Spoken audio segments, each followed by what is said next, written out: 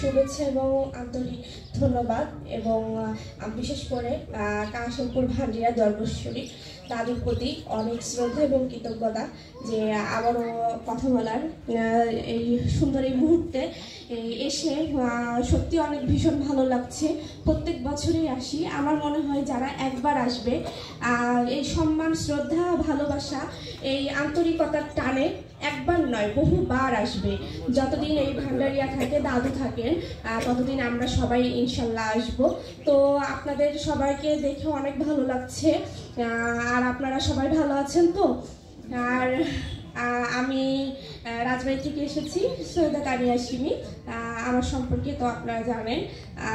এবার আরেকটা মজার একটা বিষয় বলি, এবার কিন্তু আমার লেখা গ্রন্থ প্রকাশ পেয়েছে পাবনা থেকে 38টি যৌথ কাব্যগ্রন্থ। দীর্ঘ 13 বছর ধরে আমি লিখছি, লেখার সাথে আছি এবং আমার একক বই 3টি। তো আমি মূলত একজন শিক্ষানবিশ আইনজীবী, পড়াশোনা চালিয়ে যাচ্ছি।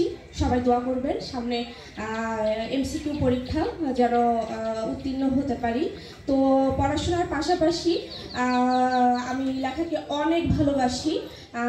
আর বিশেষ করে উপস্থিত যারা আছেন, সৈয়দা রাশেদা বাড়ি, তিনি তো আমার চাচাতো বোন, আমার শ্রদ্ধেয় বড় আপা। তার গুণের কথা আসলে বলে শেষ হবার নয়। তিনি অনেক ঊর্ধ্বে, অনেক মানে আন্তরিক।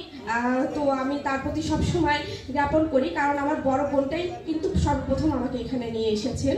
তারপরে আমার আন্তরিকতা দাদুর পরিবার সকল, আল্লাহর কাছে দোয়া করি তারা যেন সুস্থ থাকেন, ভালো থাকেন। আর সকলের জন্য শুভকামনা। এবং আমার সঙ্গে যিনি এসেছেন আরেকটা মজার বিষয়ে, আজকে যে আপনারা আমাকে লেখক হিসেবে দেখতে পাচ্ছেন যে আমি আসছি, এই লেখক হওয়ার পিছনে ছোট্ট একটু কথা বলবো আমি। সেটি হচ্ছে আমার প্রথম বই জ্বলন্ত প্রদীপ। এটা তো ঢাকা বাংলা একাডেমিতে আমার বই কিন্তু মোড়ক উন্মোচন হয়েছে। কবি নির্মলেন্দু গুণ মহাদুষ্যা জাফর ইকবাল স্যার ওনারা মোড়ক উন্মোচন করেছিলেন।